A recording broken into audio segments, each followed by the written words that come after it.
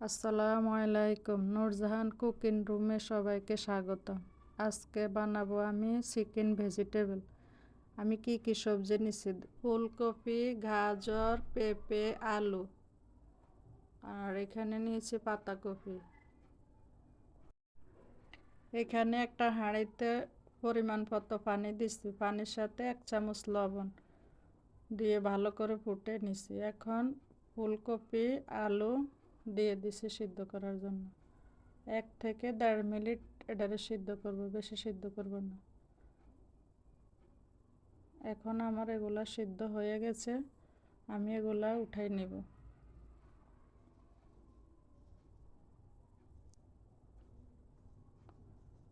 আপনারা আপনাদের পছন্দ মতো সবজি দিতে পারেন। আমার হাতের কাছে যে সবজি ছিল আমি ওই সবজিগুলোই দিছি।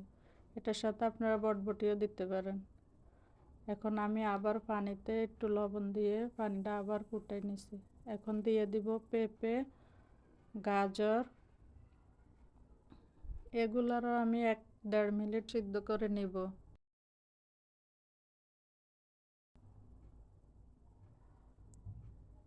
সিদ্ধ হয়ে গেছে, এগুলার আমি তুলে নেব।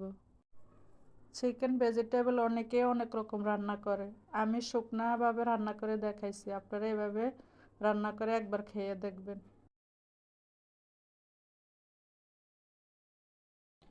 আমি আর ওই পানিগুলো ফেলে দিই না, ওই পানিতে আমি পাতাকপিটা সিদ্ধ করে নেব।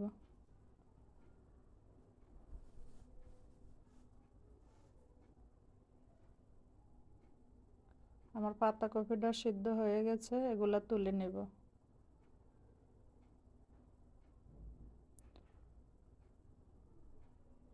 একটু সাবধানে তুলবেন, হাতে পানি ছিটা যেতে পারে।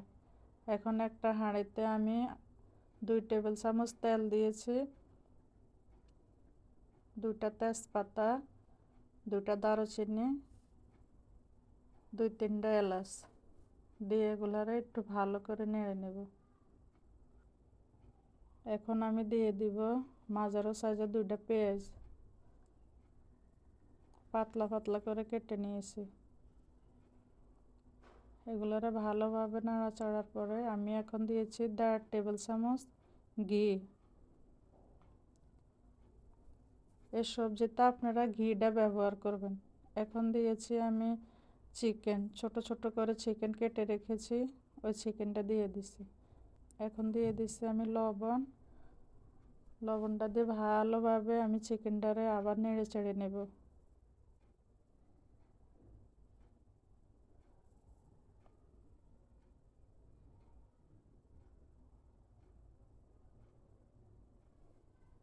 এখন আমি দিয়ে দিব 4 চামচ আদা বাটা, 1 চামচ রসুন বাটা দিয়ে আবার ভালো করে এগুলার নেড়ে চেড়ে নেব, আদা রসুনের গন্ধ না যাওয়া পর্যন্ত। এখন আমি কয়েকটা কাঁচামরিচ দিয়েছি কুচি কুচি করে। আমি তো ঝাল পছন্দ করি, এই জন্য আমি লাল মরিচের গুঁড়া 1 চামচ দিয়েছি। আপনারা আপনাদের স্বাদ মতো দিবেন। এখন আমি সিদ্ধ করা সবগুলা সবজি একে একে সব দিয়ে দেব।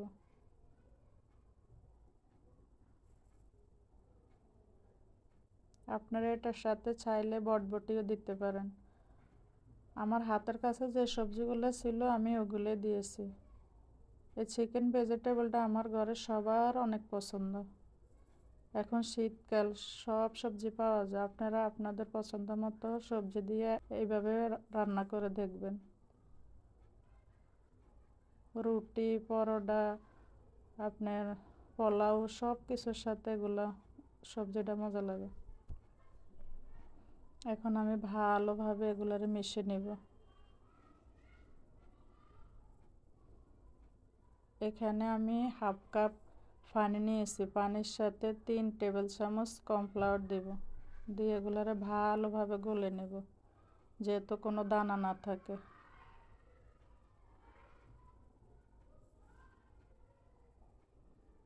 এই যে আমার গোলানো শেষ, কোনো দানা নেই।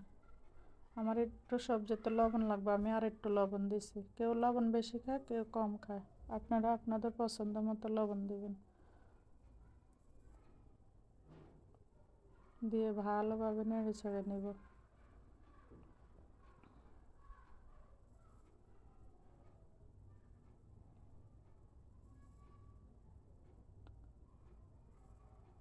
এখন আমি 1 চামচ চিনি দিয়ে দিব, কারণ এই সবজিটা একটু চিনি দিলে মিষ্টি মিষ্টি ভালো লাগে। এখানে আমি 2টা ডিম ফেটে রেখেছি, আস্তে আস্তে ডিমগুলো দিয়ে দিব। এখন আমি ভালোভাবে সবজির সাথে ডিমগুলো মিশিয়ে নেব। আমার মেশানো শেষ, এখন আমি কর্নফ্লাওয়ারগুলো দিয়ে দিব। আপনারা যদি একটু ভিজা খেতে চান তাহলে আপনারা কর্নফ্লাওয়ার পানিটা বাড়িয়ে দিবেন।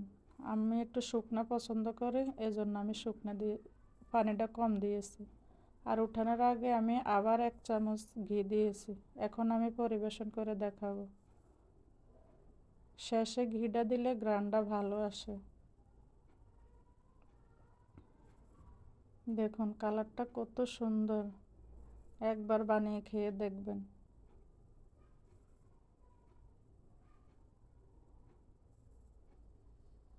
খেয়ে যদি ভালো লাগে কমেন্টে জানাবেন।